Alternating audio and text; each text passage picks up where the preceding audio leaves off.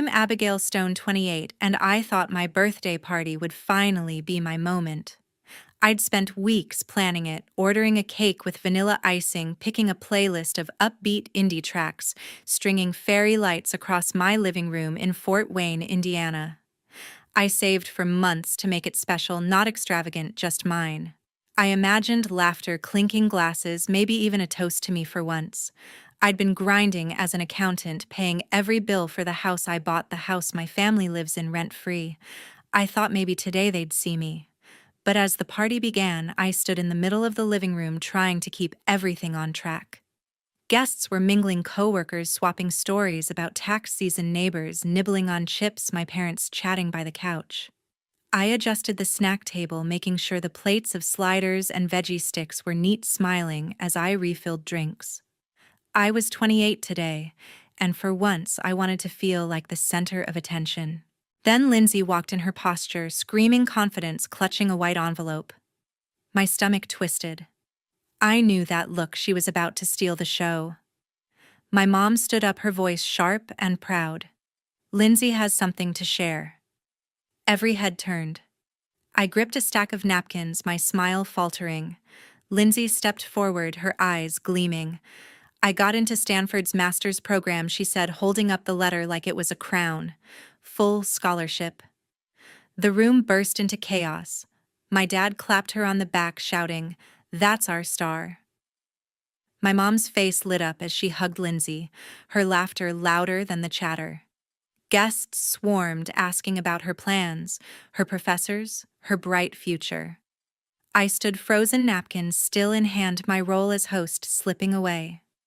In minutes, my birthday party was gone. Lindsay's friends flooded in uninvited, their voices drowning out the music I'd chosen. Someone handed Lindsay a portable speaker and she blasted a playlist of her own, all upbeat pop anthems. My dad grabbed a stack of cups and started pouring drinks for her crew, grinning like he was hosting. My mom waved me over, saying, "Can you grab more ice? We're celebrating." Celebrating what? Not me. I forced a nod and headed to the kitchen, my chest tightening with every step. When I came back, Lindsay had taken over completely. She'd grabbed the microphone from the karaoke set I'd rented, launching into a speech about her Stanford journey. "It's a game changer," she said, her voice booming. Guests cheered, some even chanting her name. My parents started a game, some kind of trivia about Stanford's history, passing out mini keychains with the school's logo as prizes. I tried to join in, offering a plate of snacks to a guest, but they barely glanced at me, too busy clapping for Lindsay's answers. I set the plate down, my hands shaking, and stepped back to the edge of the room. Then Lindsay made it worse. She walked to the cake table, my cake, the one I'd spent $200 on with Happy 28th, written in blue icing. Without asking, she grabbed a knife and started cutting slices, handing them out to her friends. To new beginnings, she toasted, raising a piece like it was her party. My mom filmed it on her phone, gushing about how proud she was. My dad joined in, recording a video of Lindsay passing out cake, shouting, "This is going viral." Nobody mentioned my name. Nobody sang happy birthday. I stood there watching my cake disappear. My party erased, my day stolen. I tried to speak up. "Hey, maybe we can do the toast now," I said, my voice barely audible over the music. My mom glanced over, distracted. "Oh, later. Okay, Lindsay's on a roll." My dad didn't even look up from his phone. I felt my throat tighten like I was swallowing glass. I walked to the snack table, pretending to rearrange it, but my hands were trembling. One of Lindsay's friends bumped into me, spilling soda on the cloth. "Oops. My bad," he said, laughing, then turned back to cheer for her. I grabbed a napkin, not to clean it, but to have something to hold onto, something to keep me grounded. My boyfriend was across the room, his eyes locked on me. He tilted his head like he could see the hurt I was hiding. I shook my head, forcing a smile, but inside I was unraveling. I overheard my mom telling a neighbor how Lindsay was destined for greatness, how they'd spent thousands on her test prep. The same mom who, when I bought this house, said I was lucky to have a place for them to stay. My dad bragged about Lindsay's application essays, never mentioning the late nights I spent balancing their bills. I was the one who paid for everything: the mortgage, the utilities, this party, and yet I was invisible. The morning after my birthday, I woke up in my house with a heavy knot in my chest. Last night's party, Lindsay's takeover, the cheers, the complete erasure of my day still burned in my mind. I couldn't let it go. I'd spent years letting my family treat me like an afterthought, and I was done. Sitting at the kitchen table, my coffee untouched, I decided to check something I'd been ignoring for too long. I opened my laptop, logged into my savings account, and felt my heart stop. The balance was off, way off. $20,000, money I'd saved through years of overtime, skipped weekends, and careful budgeting, was gone. I scrolled through the transactions, my hands shaking, my breath shallow. There it was, a transfer dated 3 weeks ago, labeled Lindsay's tuition. My parents had access to my account from ages ago, when I'd added them for emergencies during my first year of college. They'd used it without a word to pay for Lindsay's Stanford program. But it didn't stop there. Smaller withdrawals, $500 here, $200 there, popped up over the past 6 months. Application fees, travel expenses, test prep. All for Lindsay. All without my permission. I slammed the laptop shut, my pulse racing. How could they? I'd paid every bill in this house: the mortgage, the electricity, the groceries, while they lived here rent-free. And they thought they could just take my money. I marched to the living room, where my mom was reading a book, her glasses perched on her nose. My dad was flipping through channels on the TV.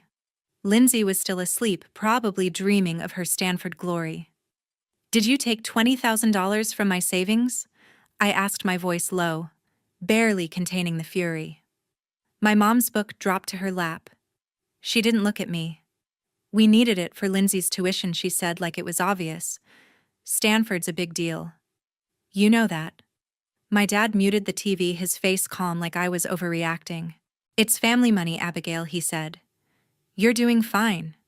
You've got a good job." Family money, I'd earned every dollar of that, every cent, while they sat back and let me carry their weight. That was my savings, I said, my voice trembling now. "You didn't ask. You didn't even tell me." My mom sighed, like I was being selfish. "Lindsay's future is important," she said. "You want her to succeed, don't you? This is for the family." The family. Always the family. Never me. My dad nodded, adding, "We'll figure out a way to pay you back. Relax. Relax." They'd stolen $20,000 plus thousands more in bits and pieces, and they wanted me to relax. I stood there, my fists clenched, my nails digging into my palms. "You had no right," I said. "That was mine." They didn't apologize. My mom picked up her book again, muttering, "You're making this bigger than it needs to be." My dad turned the TV back on, dismissing me. I walked back to the kitchen, my head spinning, my stomach churning. I reopened my laptop, pulled up every bank statement from the past year. The numbers didn't lie: $6,000 in smaller withdrawals on top of the tuition. Hotel bookings for Lindsay's campus visits, test prep courses, even a new laptop labeled for school. All taken from my account, all without a single conversation. I grabbed my phone and texted my boyfriend. They took $20,000. And more. He called right away, his voice steady but urgent. "That's theft, Abigail," he said. "You need to lock them out of your account and get a lawyer." He was right. I called my bank, changed the account access, and set up 2-factor authentication to keep them out. Then I searched for attorneys in Fort Wayne, finding one who specialized in financial disputes. I sent her an email detailing the unauthorized withdrawals, my parents' access, and my ownership of the house. She responded within an hour, offering to meet tomorrow to discuss legal options. My savings were supposed to be my safety net, my chance to build something for myself. They'd taken that just like they'd taken my birthday. I sat back staring at the screen, my anger hardening into resolve. This wasn't just about money. It was about respect, about my life. I wasn't going to let them take anything else. I was going to take control, starting now. I sat at the kitchen table, morning sunlight streaming through the blinds. My coffee had gone cold, but my resolve was burning. I'd spent enough time being the one who gave in, who paid for everything, who let my family walk over me. Not anymore. I opened my laptop, typed a letter, and hit print. The printer hummed, spitting out 3 crisp pages. I stacked them neatly, set them in the center of the table, and waited. I didn't know what they'd say, but I was ready. This was my line in the sand. My mom walked in first, her slippers shuffling against the floor. She reached for the coffee pot, then stopped, her eyes landing on the papers. "What's this?" she asked, her voice sharp, like she already knew it was trouble. She picked up the top sheet, her hands steady at first. Then her eyes widened, her mouth fell open, and she screamed, "Abigail, what is this?" The paper shook in her grip as she read aloud, "Notice to vacate. 30 days to leave the premises." Her voice cracked shrill enough to rattle the windows. "You're selling the house. You're kicking us out." My dad rushed in, his robe half-tied, his face creased with confusion. "What's going on?" he demanded, snatching another copy. He scanned it, his jaw tightening. "This is your house, Abigail, but we're your family. You can't do this." I leaned back in my chair, my heart pounding but my voice calm. "I can," I said. "The deed's in my name. The mortgage is mine. You've been living here for free, and I'm done." Lindsay stormed in next, her hair a mess, her eyes blazing. She grabbed the last letter, read it, and threw it down. "You're pathetic," she spat. "All this over a stupid party." I stood up, my gaze locked on hers. "It's not about the party," I said. "It's about you taking my money, my home, my life, and acting like it's yours." My mom's face turned red, her voice rising to a shriek. "After everything we've done for you," she yelled, tearing her letter in half, the pieces fluttering to the floor. "We raised you. We gave you a home." I didn't flinch. "You've been living in my home," I said. "I've paid every bill, every mortgage payment, while you spent my savings on Lindsay." My dad stepped forward, his hands raised, trying his usual peacemaker routine. "Let's calm down," he said. "We can talk this out. We're family." I shook my head, my voice steady. "You had years to talk," I said. "You chose to take instead. This ends now." Lindsay laughed, a sharp, mocking sound. "You're jealous," she said. "You can't stand that I'm going to Stanford, that I'm actually making something of myself." I met her eyes, unflinching. "You're going nowhere if you think my money's paying for it," I said. My mom lunged for the remaining letters, trying to grab them off the table. "This is my house too," she shouted. "You can't just throw us out." I stepped in front of her, my voice cold. "It's not your house," I said. "It's mine, and I've got the paperwork to prove it."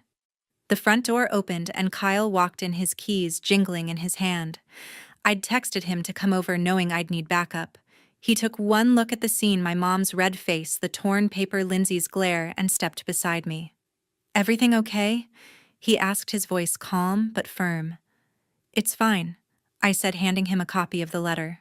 He read it quickly, his jaw tightening, then looked at my mom. "This is Abigail's call," he said. "She's been more than fair." My mom turned on him, her voice venomous. "This is none of your business," she snapped. Kyle didn't back down. "It's her house," he said. "Her money. Her decision." Lindsay rolled her eyes, muttering, "You're both ridiculous." I ignored her, turning to my laptop. "I'm meeting my lawyer tomorrow," I told them. "She's pulling the deed, the mortgage records, everything. This is happening." My dad tried one last time, his voice low, almost pleading. "Think about what you're doing, Abigail," he said. "Kicking out your own family. That's cold." I looked at him, my resolve unshaken, taking my money without asking. "That's colder?" I said. My mom started crying, loud, dramatic sobs, but I didn't budge. I opened my laptop, pulled up my mortgage account, and started downloading documents, proof of every payment I'd made, every dollar that was mine. Kyle sat beside me, his presence steady. "You've got this," he whispered. I took a deep breath, closed my laptop, and realized I needed to get out of there. I couldn't bear to face my family anymore, not after everything they had done. Kyle's apartment was small with just one bedroom and a sofa I'd temporarily turned into a bed, but it felt like a safe haven. The next day, when I was at work hunched over spreadsheets in my cubicle at the accounting firm, Raymond, my coworker, slid his phone toward me. "Abigail, you need to see this," he said, his voice low, almost apologetic. I opened Facebook and my stomach twisted. Lindsay had posted publicly, "My sister's kicking our family out because she's jealous of my Stanford acceptance. She's selfish, heartless, and ruining our lives." 80 likes, 30 comments, all tearing into me, friends calling me cold, vindictive, a disgrace to family. My hands shook, my face hot. The office felt smaller, the hum of keyboards and phones drowned out by whispers from the break room. Colleagues glanced my way, their eyes curious, judgmental. Lindsay's post wasn't just a jab, it was a public attack poisoning my reputation at work in our town. I wanted to call her, scream at her, but I was surrounded by coworkers, their stares heavy. I texted Kyle a screenshot. "Lindsay's trashing me online," I wrote. He replied instantly, "Come to the coffee shop after work. We'll figure it out." I nodded to myself, trying to focus on my spreadsheets, but the words blurred, Lindsay's lies echoing in my head. At the coffee shop, Kyle was waiting, his laptop open, a cup of black coffee in hand. "She's trying to turn everyone against you," he said, scrolling through the post. "But you've got the truth on your side." He pulled up my bank statements, $20,000 for Lindsay's tuition, $6,000 more for her applications and travel, all taken without my permission. He'd also saved a bank receipt showing a direct payment to Stanford's admissions office from my account. "This proves they used your money," he said, copying the files to a USB drive. "You can show the world she's lying." I nodded, my anger sharpening into focus. Lindsay's post wasn't going to break me. It was proof I was right to sell the house. I called my lawyer from the coffee shop, her number on speed dial. "Lindsay's spreading lies about me online," I said, sending her the screenshot. "She's calling me selfish, but they took $26,000 from my savings." My lawyer's voice was steady. "Her post is damaging," she said. "We can use the financial evidence to back up your eviction notice and counter her claims if needed." I didn't want a public fight, but I needed to protect myself. "Keep the evidence ready," I told her. "I want the sale to go through without their interference." She agreed, confirming the eviction notice was legally sound, backed by my ownership of the house. Back at Kyle's apartment, we went through the evidence again. He pulled up the bank receipt, matching it to the statements. "They can't deny this," he said, his voice firm. "You paid for their lives, and they turned on you." I leaned back on his couch, the weight of Lindsay's post still heavy but fueling my resolve. I called Lindsay, my voice cold, steady. "I saw your Facebook post," I said. "You're lying about me. Take it down." She laughed, sharp and bitter. "Why should I?" she said. "People deserve to know what you're doing to us." I gripped the phone, my knuckles pale. "You're living in my house using my money," I said. "Take it down or everyone will see the truth about you." She scoffed. "You're pathetic," she said, then hung up. I sat back, my heart racing, but not with doubt, with certainty. Lindsay's refusal to back down only made me surer. Selling the house wasn't just about money, it was about cutting them out of my life. The next day at the office, Raymond approached again, his face uneasy. "People are still talking about the post," he said. "It's getting around." I felt a pang of embarrassment, but I straightened up. "Let them talk," I said. "I know the truth." I emailed my lawyer the bank receipt and statements, asking her to keep them on file. She replied, confirming the house sale was on track with no legal challenges from my family. That evening at Kyle's, I felt lighter. His apartment, with its warm lights and quiet comfort, was a world away from my family's drama. I opened my laptop, checked the lawyer's latest email, and saw she'd prepared a response to any potential pushback from my parents or Lindsay. Kyle sat beside me, his hand on mine. "You're almost there," he said, his voice soft but strong. "They can't stop you now." I nodded, a small smile breaking through. Lindsay's post, her lies, her attack. They weren't chains anymore. They were the final push I needed to let go to sell that house, to start over. The 30-day deadline passed quickly. I drove back to the Fort Wayne house to make sure they had moved out. The street was quiet, the driveway empty except for a beat-up moving truck parked crookedly. My neighbor Martha had texted me the day before. "They're packing, but it's messy. Looks like they're not happy." I didn't respond. I didn't need their approval. I just needed my house back, my life back. I stepped out of my car, my heart steady, ready to close this chapter. The front door was unlocked, the house eerily silent. My mom, my dad, and Lindsay had left, but not without a final jab. The living room was a mess, trash bags stuffed with old clothes, a broken lamp in the corner, and a smear of marker on the wall. Jagged lines spelling out, "Thanks, Abigail." The sarcasm stung, but I didn't flinch. They'd tried to leave their mark, to make me clean up one last time. I wouldn't. I called my realtor Ellen and told her about the mess. "I'll handle it," she said. "The buyers still want the house." I nodded, relieved. This wasn't my problem anymore. I walked through the rooms, the floors creaking under my steps. The kitchen, once cluttered with my mom's dishes and Lindsay's half-finished coffee cups, was bare, except for a pile of junk in the sink, empty takeout containers, a cracked mug. They'd left it for me to deal with, a petty parting shot. I took photos, sent them to Ellen, and told her to bill the cleaning to the sale. My parents and Lindsay thought they could guilt me even now. They were wrong. I'd paid for this house, every mortgage payment, every utility bill, and I wasn't their maid anymore. Ellen had worked fast. The house went on the market 2 weeks ago, priced at $260,000, competitive for Fort Wayne. We'd had 3 offers in days, and I'd picked a young family eager to start fresh.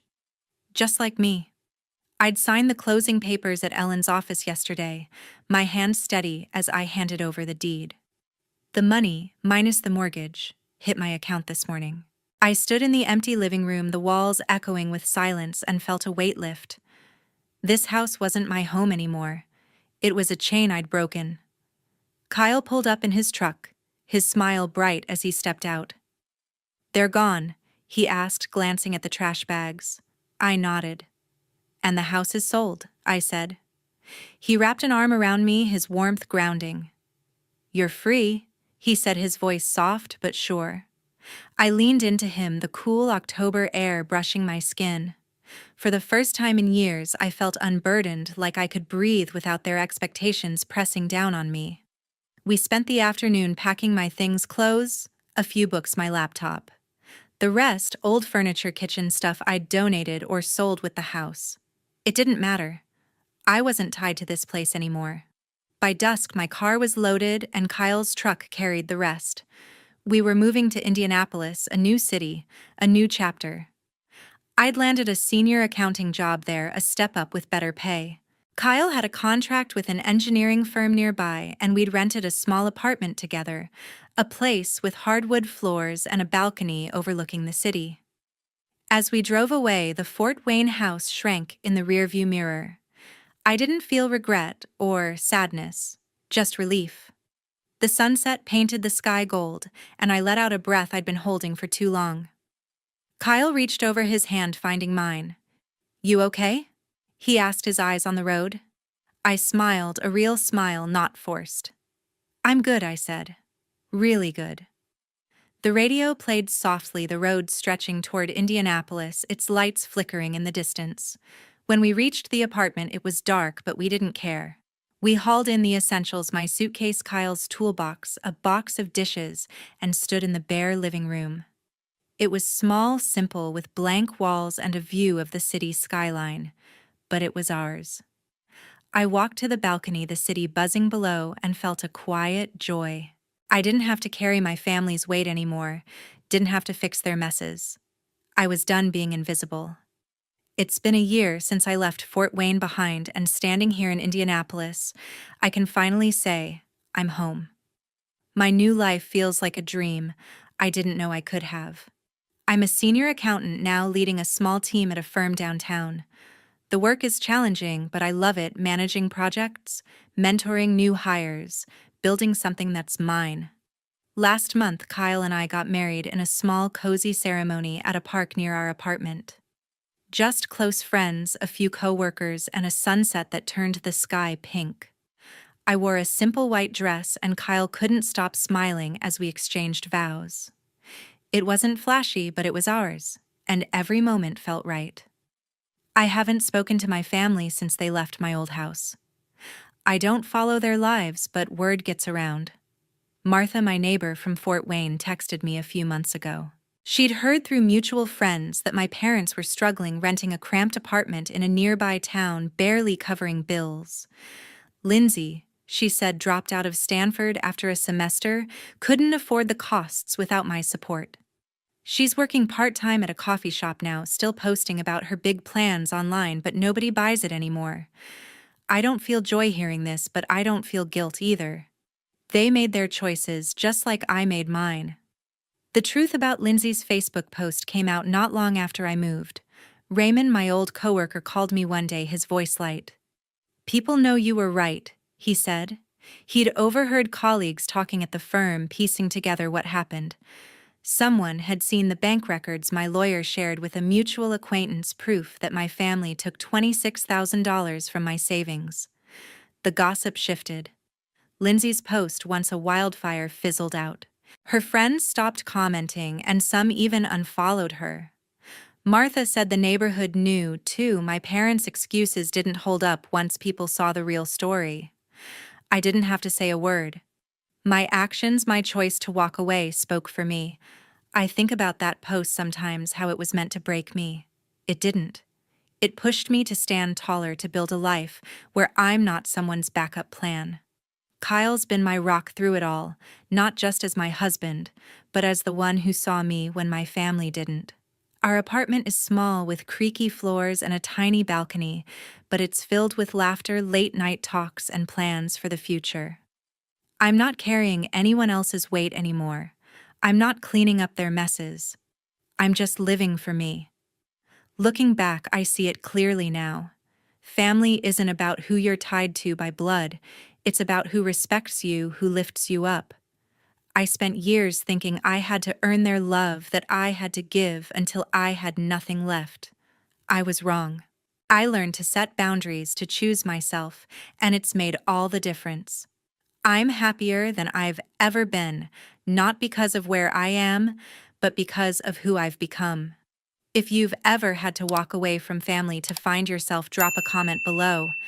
I'd love to hear your story.